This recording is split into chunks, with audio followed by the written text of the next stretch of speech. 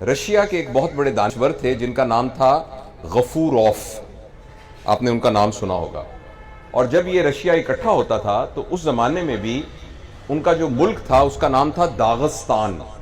تو داغستان کے وہ ایک مسلمان ریاست تھی. وہ داغستان کے نہیں بلکہ پورے رشیا کے بہت بڑے عالم تھے اور بہت بڑے فلسفر تھے اور لوگ ان سے آ کے مشورہ کرتے تھے. تو جب رشیا میں بہت سارے مسائل شروع ہوئے تو ایک گروہ ان کے پاس آیا. انہوں نے کہا آپ اتنے بڑے دانشور ہیں، یہ جتنے فیکٹری اونر ہیں انہوں نے مزدوروں کا استحصال شروع کر دیا ہے، تو جس کی وجہ سے معاشرہ بڑا تباہ ہو رہا ہے، تو بتائیے کہ اس کا کیا حل ہے. تو انہوں نے کہا کہ کوئی نہیں، یہ جو سرمایہ دار ہوتے ہیں نا یہ ایسے کرتے ہی ہوتے ہیں، کوئی فرق نہیں پڑتا. کچھ عرصے کے بعد وہ پھر آئے کہ جی یہ جو مزدور ہیں انہوں نے اپنی یونینز بنا لی ہیں اور یہ اب کام نہیں کرتے اور یہ جو ہے بالکل آؤٹ آف کنٹرول ہو گئے ہیں، تو کیا کریں. انہوں نے کہا نہیں فکر نہ کریں، وہ غریب آدمی ہیں، وہ تھوڑا سا کرتے ہیں، وہ اپنے حقوق کے لیے سارے شور مچاتے ہیں، اس سے معاشرے کو کچھ نہیں ہوتا. اسی طرح سرکاری ملازموں کے بارے میں بات کی، تمام طبقات کے بارے میں آہستہ آہستہ لوگ بات کرتے رہے، مگر وہ غفوروف یہ کہتے رہے کہ فکر نہ کریں، ہمارے معاشرے کو کچھ نہیں ہوتا. تو کچھ لوگوں نے تنگ آ کے ایک دن کہا کہ آخر آپ کب یہ کہیں گے کہ معاشرہ تباہ ہو رہا ہے جب سب لوگ تباہ ہو رہے ہیں. تو انہوں نے کہا کہ جب تک ایک پرائمری اسکول کا ٹیچر کرپٹ نہیں ہے اور جب تک ایک استاد ایمانداری سے پڑھا رہا ہے اس وقت معاشرے کو کچھ نہیں ہوتا. اسی طریقے سے میں نے یہ سنا کہ جب جرمنی بالکل تباہ ہو گیا تھا تو اس وقت کسی نے یہ کہا جو ان کا بڑا تھا کہ صرف یہ دیکھو کہ کیا ہمارے استاد موجود ہیں کہ نہیں. تو انہوں نے کہا جی استاد تو موجود ہیں. اس نے کہا فکر نہ کریں، اب قوم دوبارہ کھڑی ہو جائے گی. اگر استاد موجود ہوں گے تو وہ قوم دوبارہ کھڑی ہو جائے گی. تو بہت ہی مبارکباد آپ سب لوگوں کو، یہ جو 1990 کے میٹرک کے اسٹوڈنٹ ہیں آپ تمام حضرات، یہ آپ نے کوئی معمولی کام نہیں کیا، یہ ایک حیرت انگیز تقدس والا کام آپ نے کیا، برکت والا کام کیا کہ اپنے بڑوں کو بلایا، ان کے پیروں کو ہاتھ لگایا، ان کے گھٹنوں کو ہاتھ لگایا، ان کا شکریہ ادا کیا، اور آپ سب نے یہ بتایا کہ ہم جو کچھ بھی ہیں وہ آپ کی وجہ سے ہیں.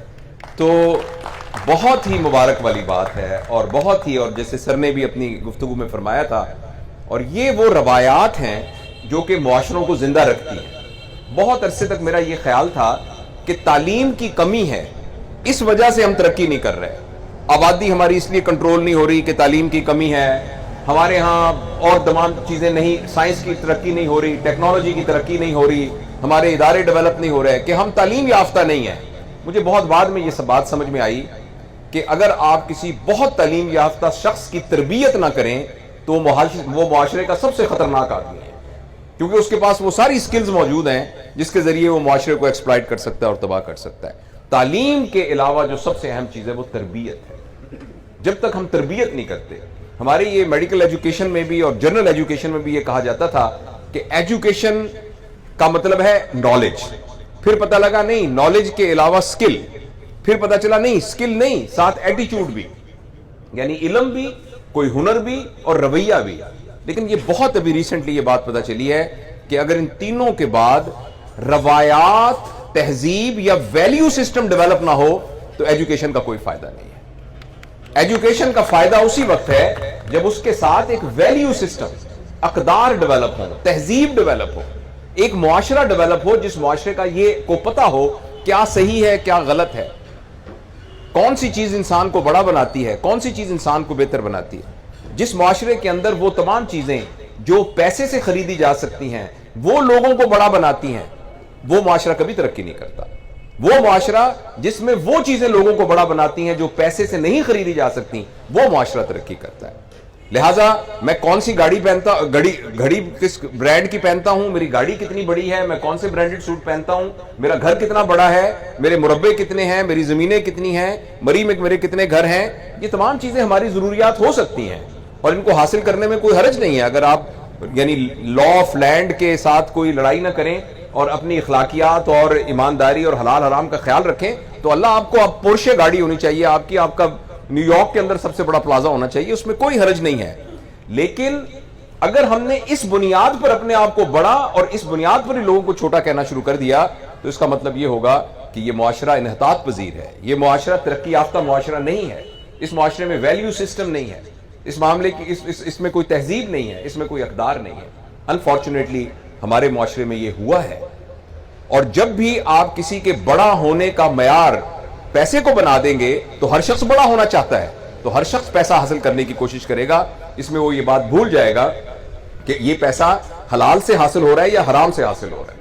اسی کا نام، اسی سے کرپشن نے جنم لیا، اسی سے دھوکے نے جنم لیا، اسی سے اور دغابازی نے جنم لیا، اور ہم جعلی طور پر اپنے آپ کو بڑا ان معیارات پر سمجھنے لگ گئے جو کہ اصل میں بڑا ہونے کے معیار نہیں ہے۔